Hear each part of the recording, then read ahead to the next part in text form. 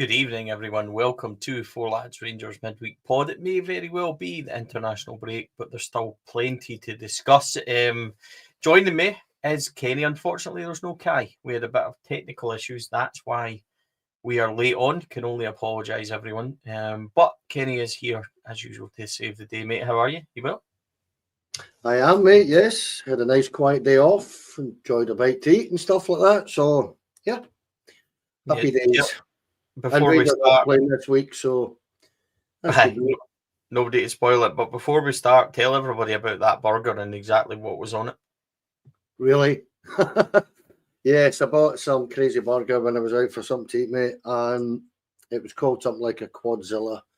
And it turned out, I didn't read what was on it. And it turned up with 2 quarter-pounder burgers, lots and lots of cheese, Philly cheese, bacon, and 2 chicken breasts, which kind of scared the shit out of me when I seen it. So yeah, I was a bit. I've not been feeling very well since. Put it that way. Didn't finish it. To be fair, couldn't get it finished. But that sounds like a beard meets food challenge. That one, Kenny. It was weird. Right, okay. So that is some effort, that's for sure. Right, thanks everybody for joining us. Let's get into it. Kevin Thelwell spoke today. Kenny, some takeaways from it.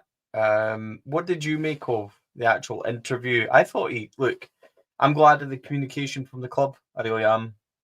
I thought he spoke well. For some people, it's not going to be enough, but I thought he was very considered and careful in what he was talking about. I think he knows the mood of the support. So he tried to, I think, how would I put this? He tried to, I can't even explain it. It was almost like he was apologetic in what he was saying because he knew that we weren't hitting the heights. He knew that we aren't performing. So everything he said was very considered. He even said it himself, we know we have to go and do it and things like that. So that's what I took it. I don't think defensive is the right word, but I think he's just aware of the mood and the noise surrounding. And I enjoyed it. I thought it was a good interview, but for some, I know that it's not going to hit the right notes. Kenny, how did you feel about it? I think he's trying to offer and not quite an explanation, but if you know what I mean, an explanation as to why we are where we are at this moment in time. Explaining that there was, it's been crazy. There's been stupid amounts of work. Explained why we had been delving into the one particular market most of the time. Explained that he was fully aware that the results have got to be better. Has total trust in everybody at the club effectively, and they're all pulling in the one direction, which is all good and well. And we understand that. I thought he spoke pretty well. I've got to be honest. I thought his explanations to a lot of things were okay. But the only thing that matters to us, without being an arse about this, is results. And the results haven't been good enough. So, to be fair to him, I think he was pointing that out, that the results aren't good enough and they haven't been good enough and they must improve. And he mentioned that coming the Hearts game, we're aware that the fans want to see big improvements, which is kind of what I said to you the other night, mate, that, okay, Russell Martin's been calling for this, get the transfer window out the way, get that shut, and he can work with a group that's going to be there for a few months guaranteed. And he thinks, or he believes, that things are going to settle down. And I think Kevin Thelwell was trying to reiterate that from here, he and the owners and the board expect better results, as do we. So, yeah, I thought it was okay, mate. I thought he did pretty well. I've got to be honest. I don't think he was trying to sugarcoat or bullshit anything. I think he was just basically telling us, yeah, we are aware that you guys want better and we expect it to get better. Look, there's obviously a differing of opinions on it. I think the thing with Kevin Thelwell is just like it is mostly with Rangers, and probably Russell Martin doesn't fall into this category, but for Thelwell, it's a bit sugar and shite. If Rangers had won the first 4 or 5 games, he would have been wonderful and the signings would have been good. But we haven't. So that causes him a great issue straight away. And I think that's the biggest thing. I welcome the communication from the club. Whether we agree with it all, I'm not so sure. Let's go to what he said about Russell Martin straight away, Kenny. He says that Russell Martin's one of the best coaches that he's worked with. He says that he's doing all the right things and the coaching staff are working hard to implement it on the pitch. He knows that it's not yet transpired onto the pitch and we're not showing it yet. He talked about the Old Firm being a better performance, but not the best performance, which I think is fair. In terms of organisation and hard work, it probably was. In terms of attacking football, it was nowhere near good enough. He's never ever going to come out and say that he's terrible or anything like that. But what did you make of his comments on Russell Martin? And that obviously comes in the back of what we know happened with Andrew Kavanagh on Saturday. Yeah, I think the club is, as I said, the club are fairly unanimous and united in the fact that they all believe that what they're going to do is going to work. They're also fully aware that up to now it hasn't worked. Again, this is what I'm saying, Stevie. This is all good and well. The only thing that matters to fans is results and performances, but results first and foremost. So this philosophy thing is all good and well, as I say. But for me, what Kevin Thelwell has said is that he's trying to be fair to Russell Martin, I think, in saying that there's mitigating circumstances here as to why we haven't got the results that we wanted. But for me, listen, you couldn't have got an easier start to the Premier League campaign. There's just no getting away from that. In terms of handpicking the fixtures you would like, that's as easy as a start as you're ever going to see for Rangers. And we haven't won a game. All right, we haven't lost a game. But as I said to you before, we're on course for scoring or getting 38 points this season, and we'll finish top 3 if we don't start picking up. So, and I'm laughing, but I'm laughing because I find the whole thing farcical, because I understand what he's saying. But first 4 games we've not got a win is not and never going to be acceptable for Rangers or its fans. So I think the only thing I would give him a positive for in terms of what he's trying to talk or tell us about Russell Martin is that what he's saying is that he himself expects it to be much, much better from here. And he, as I said, he kind of reiterated that by saying we fully expect it to be, to see a different team in the Hearts game. So he was putting a little bit of pressure on Russell Martin right away by saying, next game we must be better. You've got 2 weeks now to sort it. Go and fix it. Well, I think that's on the back as well of Russell Martin saying that he wanted the window closed so that everybody could be together and have that outside noise turned off. Well, the outside noise should be off now in terms of that group is his group now, Kenny. They're not going to be adding anybody else from the free market or anything. As far as we know, Rangers are done for their business. You can never rule anything out with the club, but it is done and dusted. He spoke about the squad in terms he believes he's added a lot of quality to it. And I'm going to come to a point that I wanted to make in a minute or two. But he talks about quality. He thinks we're stronger, especially out wide. He said there was always going to be change in the number 9 position. I think the squad had to be changed.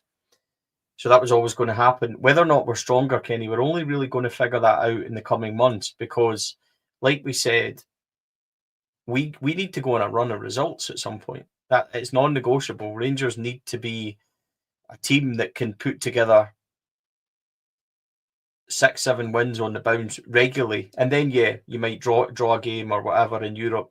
But domestically, Rangers need to go on a run. And Hibs and Hearts are going to be difficult games. I understand that. But they've now got a few home games that they really need to start putting on a bit of a show. He talked also about changing formation, or he hinted possibly about changing formation, which I found quite interesting.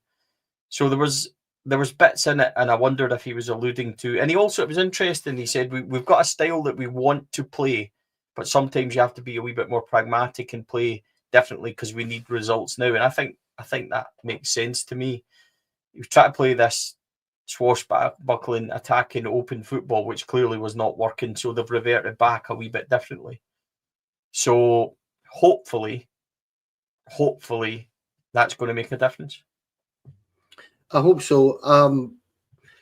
What I took from that, Stevie, was that I've got a funny, this is just me guessing and reading between the lines, so that's what I'm doing here. But I got the feeling when he was saying that about perhaps changing formation and, as you say, maybe not playing that swashbuckling style. I don't know if you agree with me here, but I've got the feeling that what they were trying to do is just change it all in one go. Where if you actually consider the way that we've played over the last couple of years with this 4-2-3-1, and then all of a sudden playing such a high line with such open spaces in the midfield, I think it's been a difficult and different thing for the players that are already there to try and understand and do properly.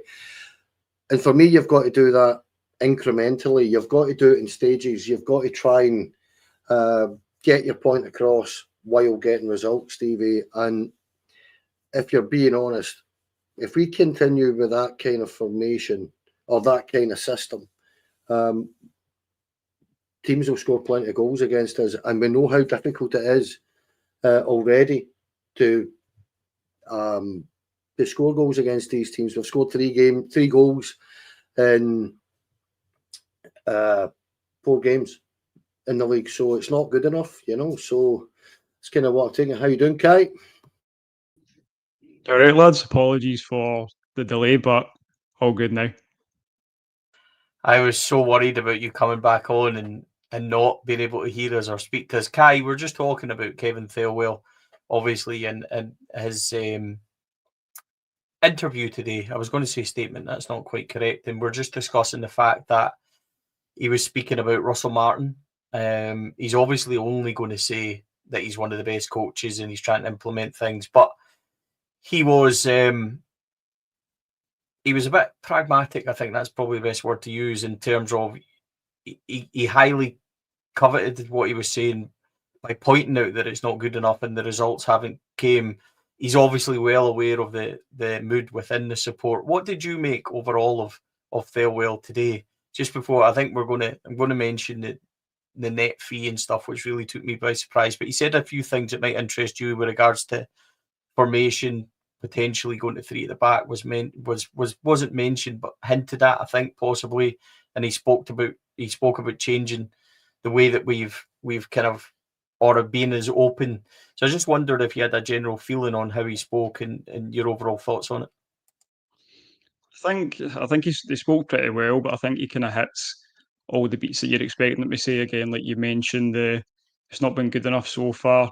He's asking for patience, but he's not asking for patience. He obviously says multiple times, like he knows what it means, he knows what we need, and he's not going to ask for patience. But I think the underlying message in that is essentially asking for that bit of time for the players to come in, the players to gel. I thought it was interesting that a lot of the transfers stuff obviously kind of interested me a bit more in the mention of the use of the English market, because that's what him and Dan Purdy kind of know best. I think's an interesting statement in the whole that he thinks that players coming from England should settle quicker, which we've seen in previous years and many previous Rangers sides. It really doesn't matter where you come from. It's kind of temperament and how adaptable you are and how ready you are for the situation. It doesn't matter where you come from. Many players have came from down south and they've not made it no matter what level they're playing at down there. I thought that was quite an interesting statement, one that kind of took me by surprise. I knew they might mention it in an interview, but I didn't think his reasoning would just be, oh, that's the market I know best. So I kind of shocked there. The 3 at the back thing he obviously mentioned when he was talking about Cornelius and he was asked about the left back situation. We obviously sold 3 left backs, only brought 1 in. Mentioned that Cornelius could maybe play there, and that's when he mentions the fact that he's played 3 at the back.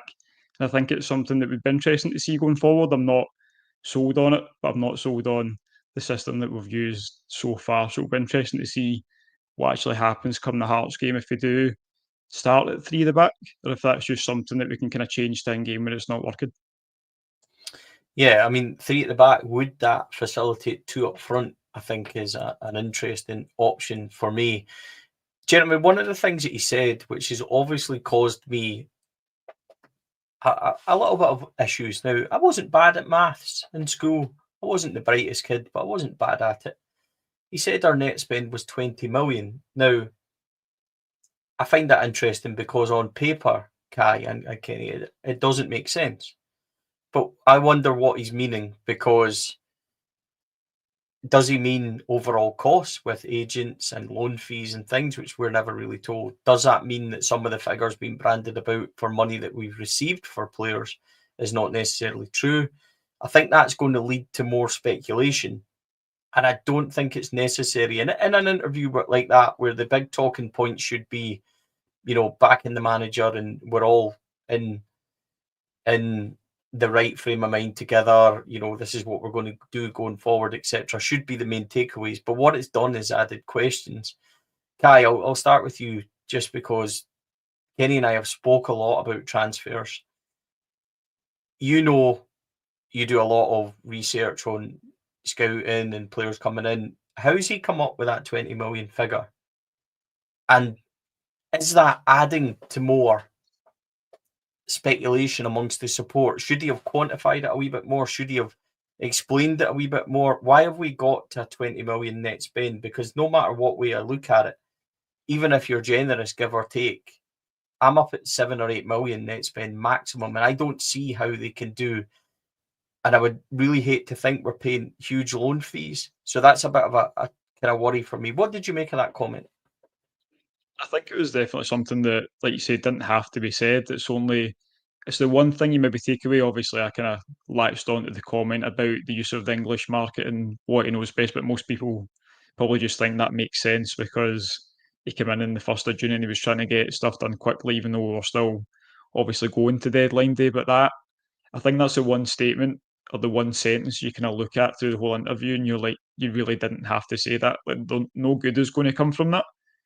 Apart from maybe in the owner's eyes, he's obviously saying that to show the question, I think, was about how well we've been backed, and that was the figure he's come up with to do that. You look at, obviously, transfer market's not 100%, it's not bulletproof when it comes to transfer fees, but I think they have a net spend at around €3 million, which I think we all kind of thought made sense when you look at the transfer fees that were touted coming in regards to like Hefty leaving and Igaman, and then the fees spent. Like, that seemed to make sense. Obviously, they just count loans as essentially a free transfer, but most of the time loans do come with fees aside from paying the actual players' wages. So, I mean, if we are paying the wages for players like Aarons, who's probably on upwards of 30 grand a week, so I think Bournemouth paid over 10 million for him, and he was touted as being a future England international at the time. You're probably looking at that for him. Unsure. I wouldn't imagine Makoma would be on too much, but if you're talking genuine fees for players, he's maybe the one that would cost the most because he is highly rated. We obviously spoke about, like in our chat, the spell he had at Preston and not being overly excited about it. But when you're an England youth international, and Thomas Frank obviously thought very highly of him to bring him in, then there's obviously something there, and it has to be where the fee comes from because it doesn't make any sense otherwise. And I would hope it includes the wages, because if that's just fees to actually get the players in, I think we're paying a worrying amount in loans. That because he did another thing, sorry, just tangent off a wee bit, that he mentioned I thought was interesting was favouring loans with options to buy, but then only one of our loan deals has the option to buy. So he made out that he'd used the loan market a lot previously, and he was like, "Oh, you try before you buy," and then he goes on to say, "Oh, but only one of the deals has got the option." So I thought that was quite interesting. Obviously, try before you buy 100%, but we're not going to get Jadon Makoma. We're not going to get Nasser Giga probably, because I think we always paid about 10 million for him as well. We're not going to buy Max Aarons.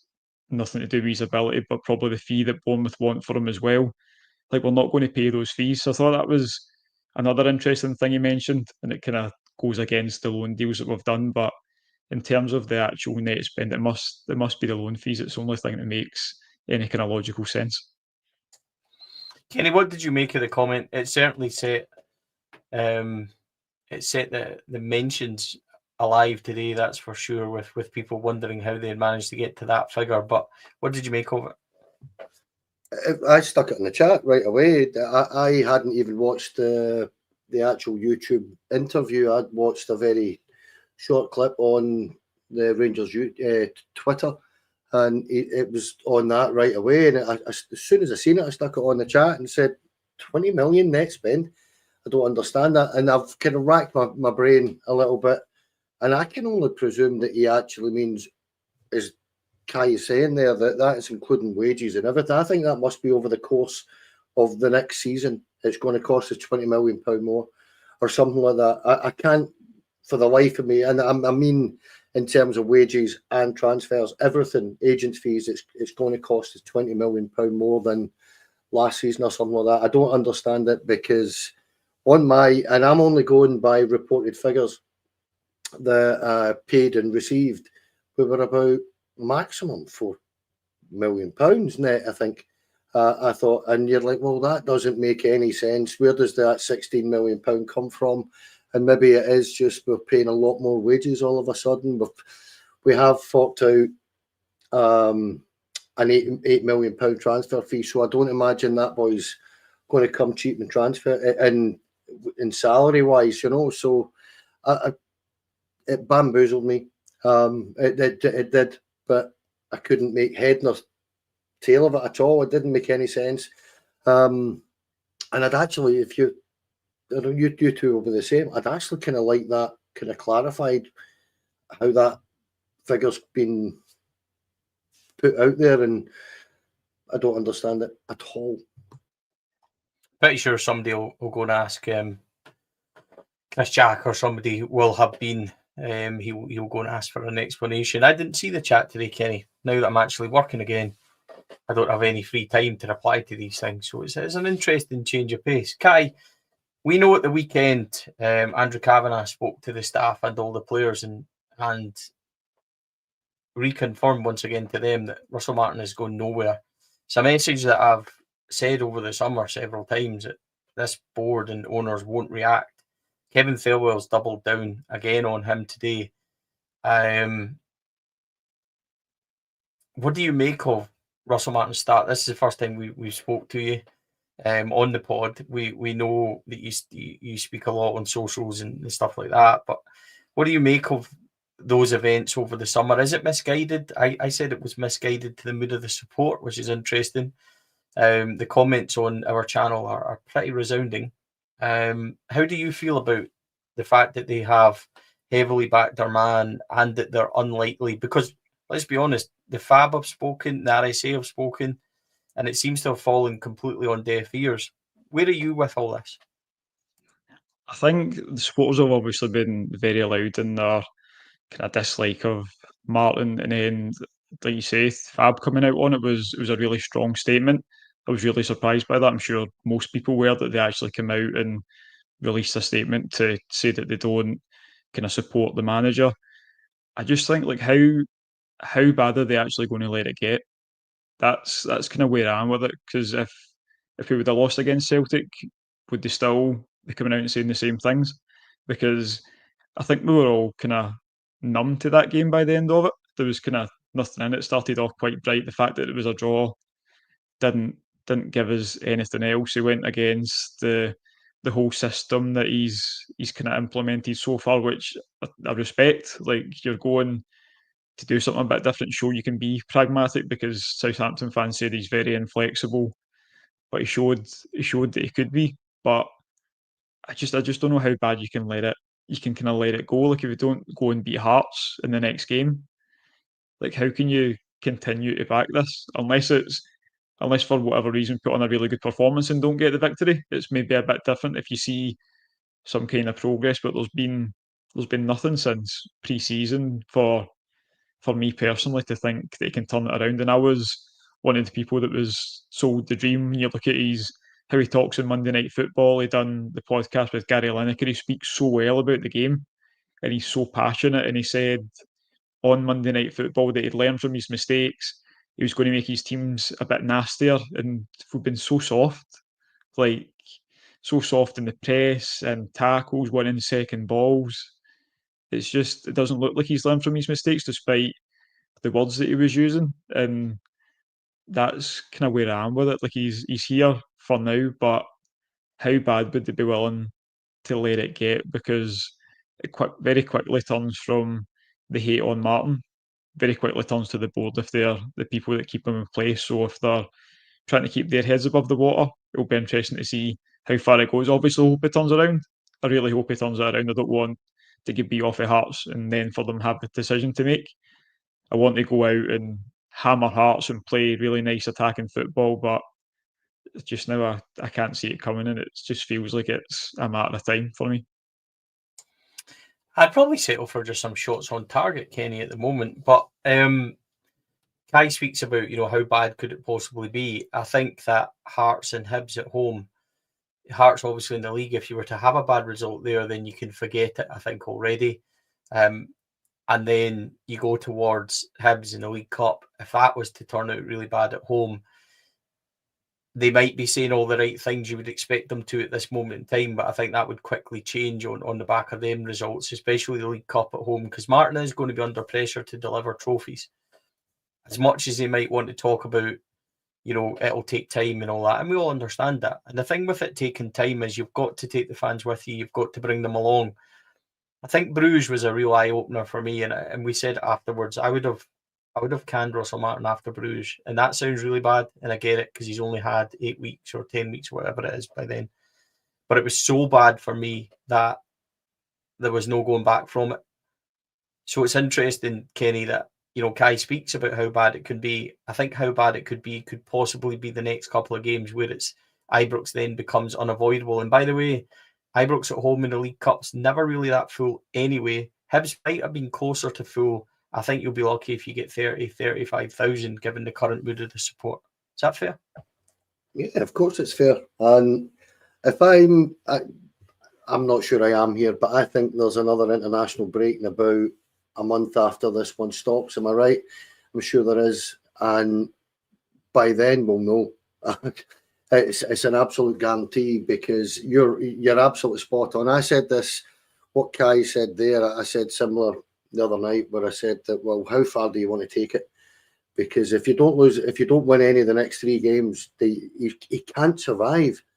It is that simple. Because if you've went a Premier League campaign where you're not won any of your first 7 games, you're done. And it doesn't matter what anybody above our pay grade, if you like, says. The fans will determine that, and they will. Whether the owners and Kevin Thelwell and Patrick Stewart and the board all think otherwise, trust me, you will not get this patience that you kind of asked for today. You can't expect a team where he's already said today as well that he understands the demands and that there is an expectation and a demand to win.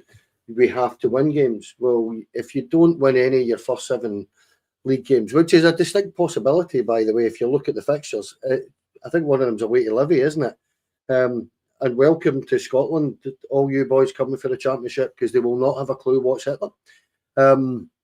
And that's kind of where I am at with it. That, yeah, okay, you've asked for a little bit of patience and a little bit of understanding. Everybody concerned, whether it's the board and Thelwell and Russell Martin, well, you've just about got it, even though none of us are convinced. But as I say, I'm pretty sure there's another international break really soon, and we will know one way or another by then, Stevie, because I don't know how many times I'm going to say this on here, the patience is non-existent and there is no tolerance levels whatsoever left at Rangers in terms of their fans, because we have had to endure so much that it's one of those sad old sayings, don't bullshit a bullshitter. And that's kind of where we're at. We see this coming from a mile away long before a board or anybody else does. We can tell before they do.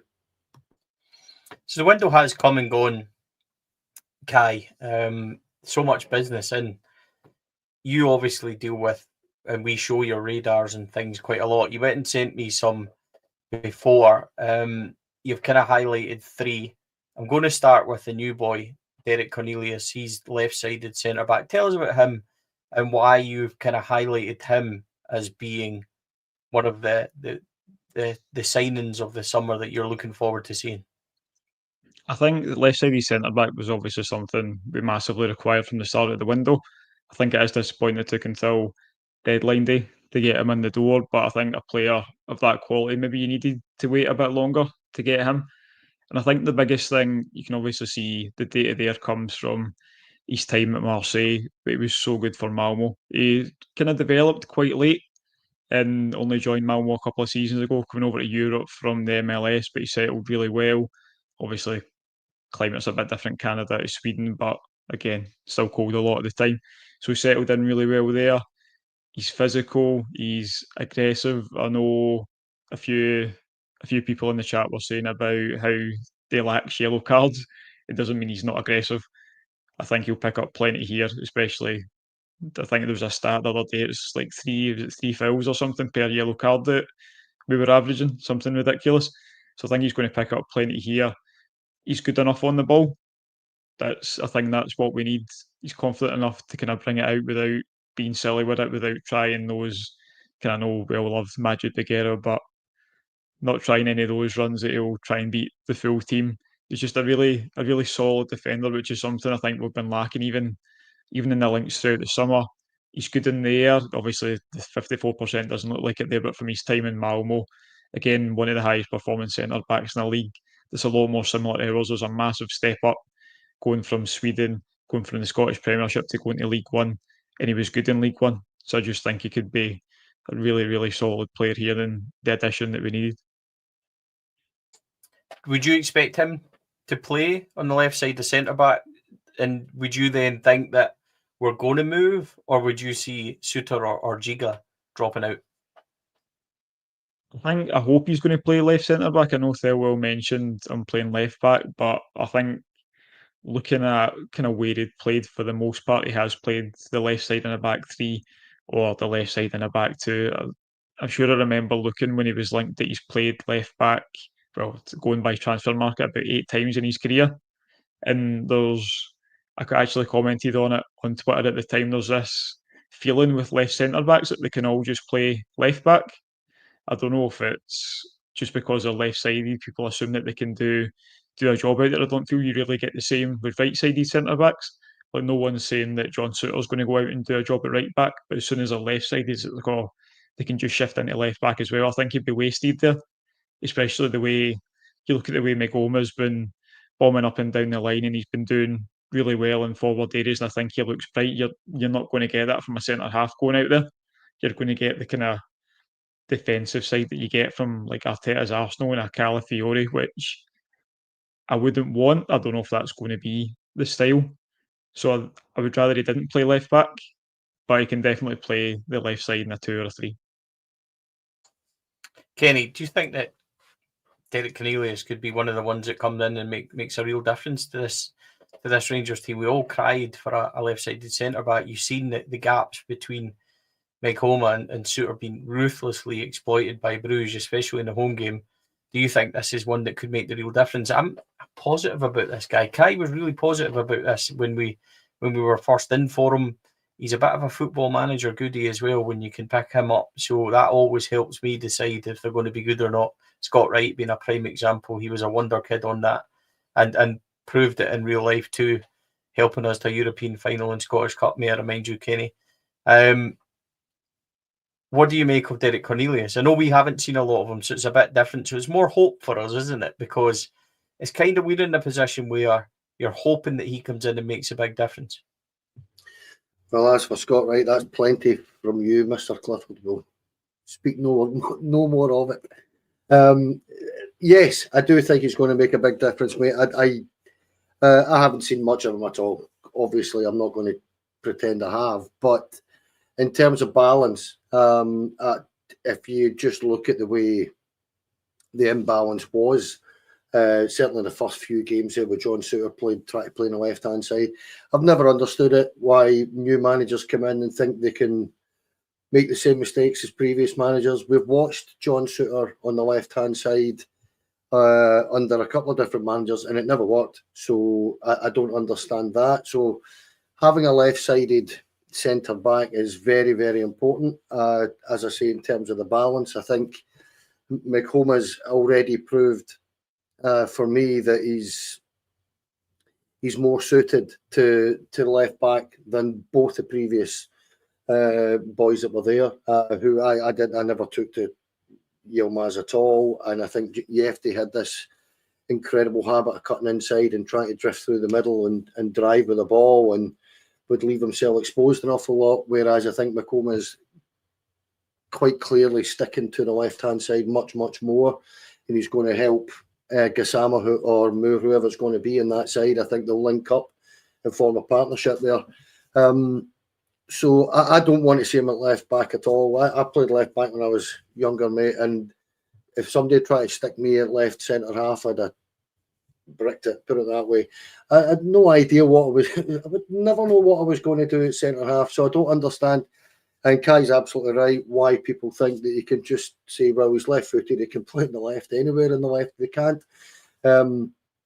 People are specialised in their own positions, and as Kai has also said there again, I think he's only played 8 or 9 games at left back, so he's not exactly experienced in that position at all. So I'd like to see them try the 3 at the back from time to time. I think it's something that could work for us in certain games.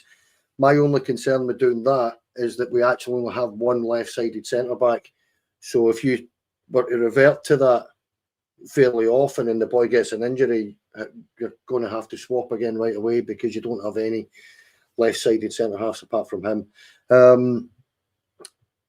But yeah, I'm actually quite excited about him because in terms of the profile, he does look exactly what we have needed, because it's been a problem position for us for a long, long time. If you look back even the last couple of seasons, Stevie, we've had with all respect to Leon Balogun, who I loved as a player, but we've had him playing at left centre half and he's not left-sided, and it's just something we've never addressed. So I'm glad eventually that we have, and hopefully he's the player that Kai and a few others seem to think he is. Of course, Kenny, when you played, it was leather footballs and red ash and stuff, wasn't it? So that'll do you. Next up, Kai, one of the ones you've chosen is an interesting one because I really like the look of Oliver Antman, but it hasn't really happened. And I wonder if you could, why Oliver Antman? Why have you chosen him? And as much as I see the excitement in game one, why isn't it quite worked for him? I'd be interested to get your take on that. I think it's maybe a bit of a punt. I actually look back at the business and I like Miovski, but I've had my doubts over that. So I think, given what Ant-Man gave in that debut game, people always talk about, well, he didn't have a training session, or he had one training session. He's looked worse ever since he's actually got to know the tactics. But I think what he kind of thrived on in the Netherlands was getting the ball and running at players, which he's not done so far. He's not taken players on the outside. Like, we can talk about low blocks or whatever, but they're not sitting on the byline. You can still take the ball wide. You can still get by the fullback. You can still get in that way, which is what he done really well for Go Ahead Eagles. But every time he gets on the ball now, he seems to want to cut inside. I don't know if it's instructions. I don't know if it's a lack of confidence. I mean, he should have been filled with confidence after how well he done that first game. But since then, like you say, it's not really worked. So this might be a bit of a punt. I might just be really hopeful that it's going to work. But I do think you need to. I think we've isolated Gassama a lot against the fullbacks, but we've not really given Ant-Man the same. I don't know if that's because of teams kind of leaving Max Aarons sorry, drifting in the middle. So there's not the 2 players to mark, whereas like when Macoma's playing with Gassama, the 2 of them are on the left, so there's 2 players to worry about. Whereas when Aarons drifts inside, it's only Ant-Man, so you can just double up on him quite easy, and that's why he's coming inside into the congestion. Like, he's a great crosser of the ball. You can see the assist number there's are incredible. We've not had that from a winger in years. So he's capable of creating, which is something we really struggle with. Goal scoring wise, I'm not expecting much, but I'm expecting someone that will be able to get on the ball and run at teams. And like I say, I don't know if it's a confidence thing or if it's not the instruction he's been given so far, but I'd like to see it kind of worked the same way it does on the left-hand side, because every game so far we've looked more dangerous on the left compared to the right, apart from maybe Pilsen. You could say we looked equally dangerous on both sides. So I'd like to see teams have to worry about the right back as well. So Ant-Man's got that space to get in the ball and just drive at players, because it's what he's really good at. As we'll bring next up, you've highlighted as well, Gigi, Gassama, Kenny. I'm going to ask you about both the wingers together in a wee second, but why Gassama also, apart from his early promise, which makes it kind of obvious, he's been quieter the last couple of games as well, and I can't help but think he's been getting dragged down as such by the performances around him as well, because he hasn't really performed, didn't really perform at St Mirren. Nobody performed against Bruges. That's not really fair on the young fella, but he wasn't as good against Celtic. And the frustrating thing was he got past Tierney with ease, and I was so frustrated that he wasn't running at him more. I would hope that those, from both our wingers, when we talk about Ant-Man Gassama and Mikey Moore, I would hope that they aren't coached out of being the natural, exciting wingers that we want them to be. I think when you look at the game against Celtic, I think we were crying out for both wingers to run at the fullbacks. Like, it didn't make any sense why they weren't. Like, I don't rate Anthony Ralston at all. And then Kieran Tierney's legs are gone. No matter what player he was, the first time he was there, he's not that player. And you've seen, not only does Gassama burn him for pace, he powers past him as well. Tierney tries to knock him and he just brushes him off and runs through. I think Gassama's capable of being that Ryan Kent kind of moments type player, which is why I feel bad for him. Like, he's done really well, obviously, the first few European games, but now he's a target for teams because he's who we go to all the time.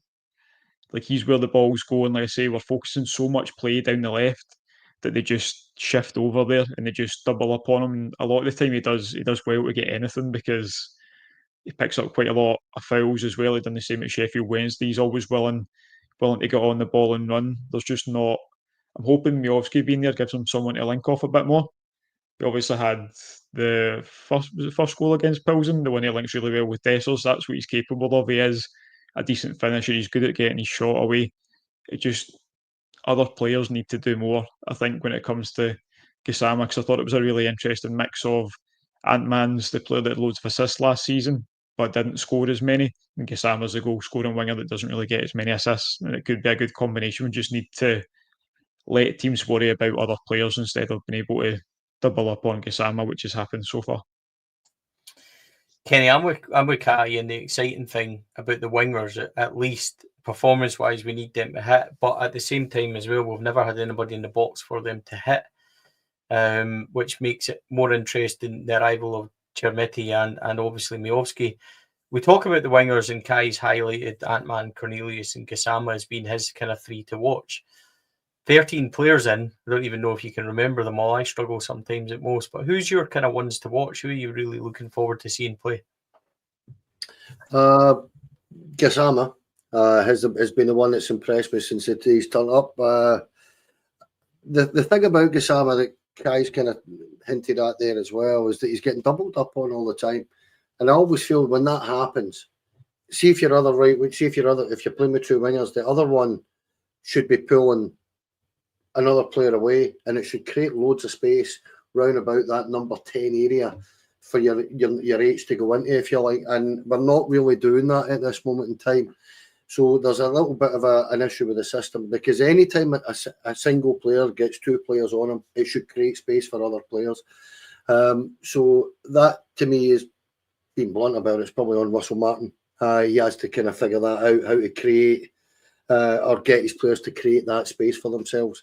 Ant-Man really excited me the first couple of games. I thought he looked excellent, and I don't know if we are just maybe being a little bit unfair or unrealistic. I don't know what way to put that, but they've won 3 of the first 11 games, Stevie. They're quite a young side. A lot of these new signings are really young and welcome to an environment that can be quite horrible to play in sometimes, and I think their confidence will be quite low. So I think that might be a lot of it. But the one I'm really looking forward to seeing is Miovski. I've just got a funny feeling this boy's going to do really well for us. I really do. I think even on Sunday, the way he led the line. Now, he didn't get much of the ball or anything like that, Stevie, but he worked their two centre halves and, working towards their left back, who I can't remember who it was. It was Tierney, wasn't it? Working towards the fullbacks, working that side was absolutely brilliant. For me, it reminded me or made me realise what we've been missing a lot with Dessers and Danilo as our number nines, is somebody that actually knows how to run that line back and forward and really cause your opposition defenders to work a lot harder than we've managed to do over the last couple of seasons. So for that, I think he will bring a lot to our game. I think he'll score lots of goals, but he'll also be able to bring our midfielders into the game as well. I think, as well as the wingers, he'll be, as Kai said, he'll be able to dovetail and link with them really well. And the big boy Chermiti, we'll wait and see what he's about, because no pressure, big chap, but 8 million quid, we expect 30 goals this season for that kind of money. And I know that's not fair. That's what I'm saying. It's not fair on a 21-year-old boy. But the pressure will be on him. All eyes will be on him come the Hearts game, because I expect him to start at that kind of value. And that's, I don't know.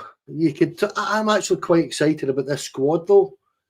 You're asking me what pick what one's out. Mikey Moore really excites me. I've seen enough of him when he was at Spurs to say that he could do a cracking job for us, and he could really learn a lot about his trade in the Premier League here, because we've seen it on Sunday. He was getting kicked about and realised really quite quickly that he's going to need to kick back to keep himself in a game. And as I say, he didn't do huge amounts, but he worked. He worked really well, and that's Big Giga's impressed me so far, apart from the bomb scares, because there's been a few, but I'm not blaming him for that, because the entire defence has just been a bomb scare at times, and that needs work on. But I'm actually genuinely looking forward to watching this squad grow. Can't believe neither of you has mentioned Max Ahrens or Joe Rothwell. Shocking. Look, I think that we've got a better squad now. I hope that we've got a better squad now. We need to start seeing it. And I think even when we listen to Kevin Thelwell, we look at Russell Martin, the time for talking now is over. I think we're fast approaching 2 weeks on the training field. Players will come back from international duty. I expect a few of them to hit the ground running. I expect Nico Raskin to buckle down and start showing what he can be about. And all of a sudden, the squad looks quite good, but they need to perform it. And Russell Martin needs to find a way to make them shine. And I'm talking about Gassam, I'm talking about Ant-Man. I'd like to see 2 up front. As sorcery and witchcraft as it sounds, I'd absolutely love to see 2 up front and Rangers go and have a go at teams and actually not pretend to have a go by having 70% of the ball when they're stuck with your centre halves. Go and actually press teams, go and pin them in, go and do those things that he promised. That's what I want to see. Whether or not we will, time's only going to tell, that's for sure. Kai, thank you, mate, for joining us. Really appreciate it. Slight technical issues at the start, but thank you for your contribution. Your first time on, 4 lads, you'll be coming back on, obviously. But tell us about where we can find you online and stuff like that, because you do a lot of work with signings and stuff, and every single transfer window, every day, you produce so many for fans. So where can we find you on X and stuff? So at Twitter, it's KG Watson. Again, you'll find loads of Vadars and numbers. So if you're into that kind of stuff, it's pretty much all I post. So again, if you like stats, player suggestions, there'll be plenty more of that coming. I know people are asking about free agents, so it's something I'm going to look at in the next couple of days. So keep your eyes out for that. It's a pleasure being on, Stevie. Thank you. Yeah, the work never stops, Kai. Kenny, as usual, mate, thank you very much. Well, thank you. Thanks, Kai. I love Kai's work. I watch it, I read it all the time. Don't have a Scooby what he's doing very often, because I just don't understand it. So I'm glad he didn't come on today and bamboozle me, make me completely puzzled, to put it that way. But no, seriously, Kai's work's brilliant. And yeah, enjoyed that wee show. Thank you. Yeah, the amount of times Kai had to text me during the summer and say DA means defensive action, Stevie. that sort of thing. Like, I'm an old guy. You know what I mean? What do I know? I just trust what I see on the pitch, and sometimes even then I don't get that right. Folks, thanks for joining us. Really appreciate everything that you do. Everybody watching, and it's thousands again. You guys are so loyal. We really appreciate all your support. Everybody that signed up to be a member to our YouTube. We have an extraordinary guest on tomorrow on Thursday night on Derek's Coaching Corner, a former player. I'll not say too much, but this is a really exciting one. Really, really exciting one. And we're really looking forward to having him on. So that's one to watch for YouTube members. If you want to sign up, and now's the time to do it because we have a lot of good stuff coming. Thank you to everyone. If you haven't already, please like and subscribe. We're well over 10,000 subs now. We really appreciate all your support. As usual, thanks to our sponsors, Rhino Express, Cliveview Joinery, Athlon Industrial Solutions, CSD Air Conditioning, and our partners, Black Rooster and Art of Gold. Thank you to everyone for their well wishes. Day 3 of work, I'm still doing all right. If I get to day 4 and 5, we'll be doing even better. But we'll see you all on Friday night as usual for the live show. Take care. Catch you all again soon. Bye.